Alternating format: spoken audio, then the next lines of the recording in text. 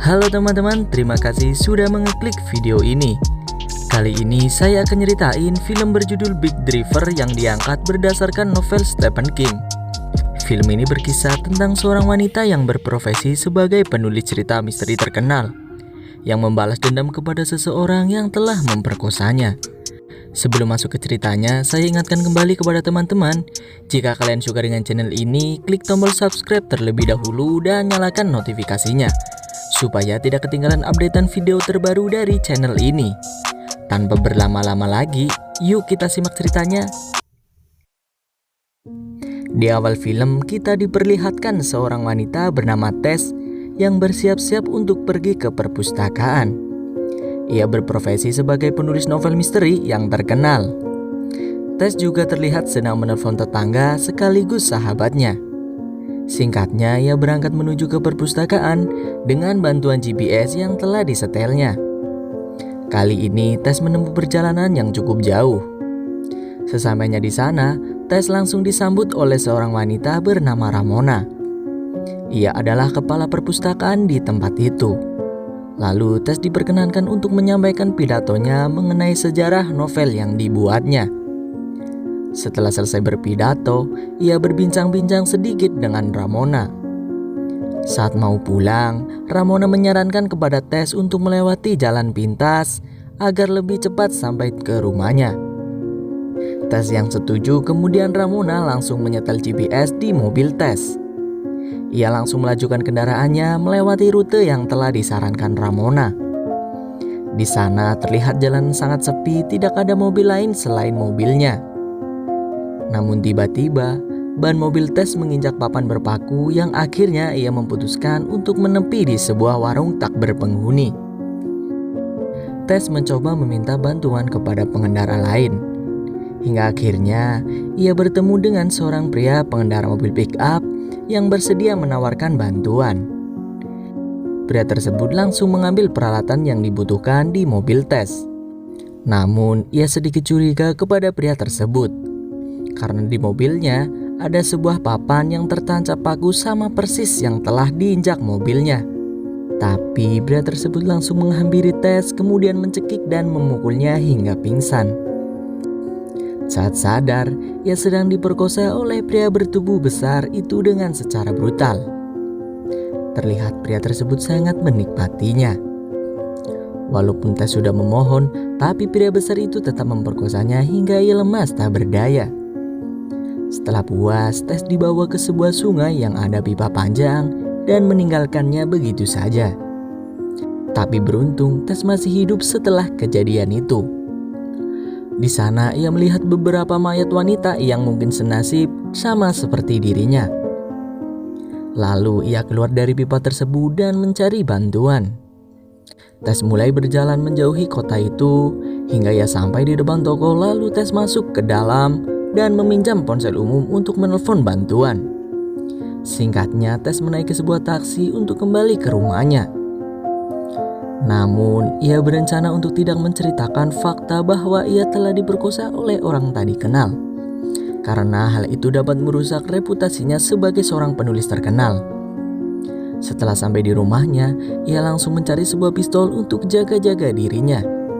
Lalu Tess memutuskan untuk mandi terlebih dahulu. Setelah itu, ia mengobati dirinya sendiri dengan peralatan yang ia miliki. Paginya, sahabat Tess datang untuk menemuinya. Tess beralasan bahwa dirinya terjatuh dari sebuah tangga saat berpidato. Baru saja ia berbincang-bincang, tiba-tiba ponsel Tess berbunyi dan mengabarkan bahwa mobilnya sudah dapat diambil. Singkatnya, Tess telah sampai di tempat mobilnya berada.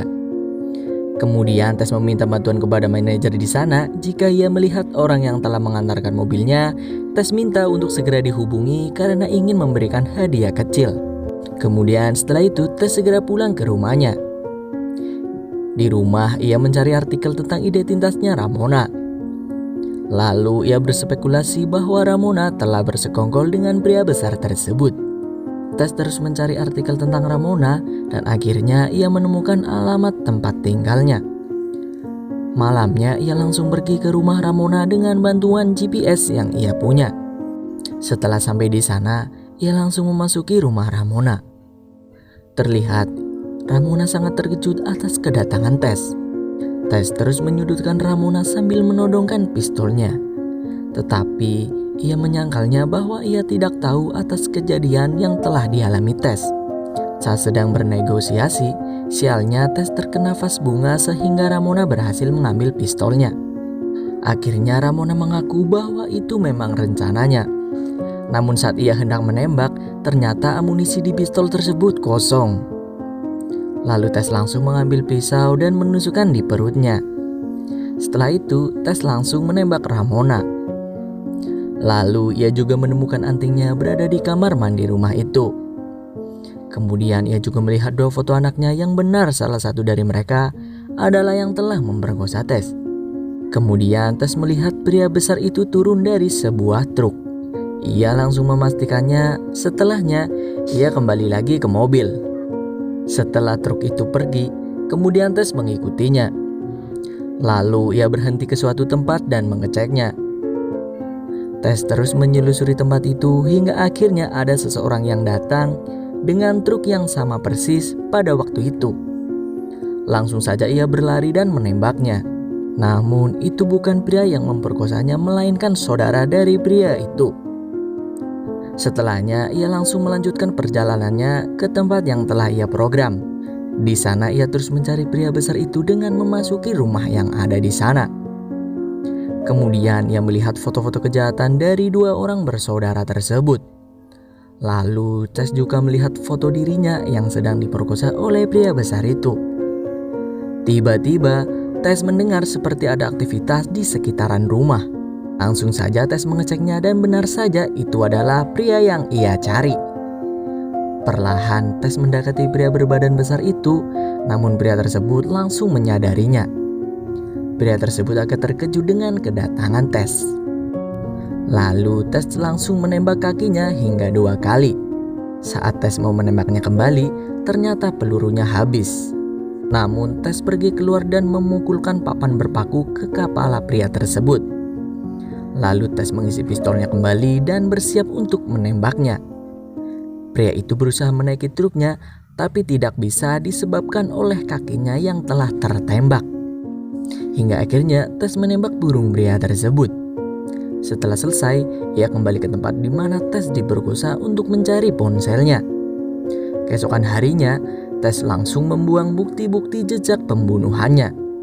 Setelah semua kejadian itu, Tess mulai beraktivitas normal kembali seperti sedia kala dan film pun tamat.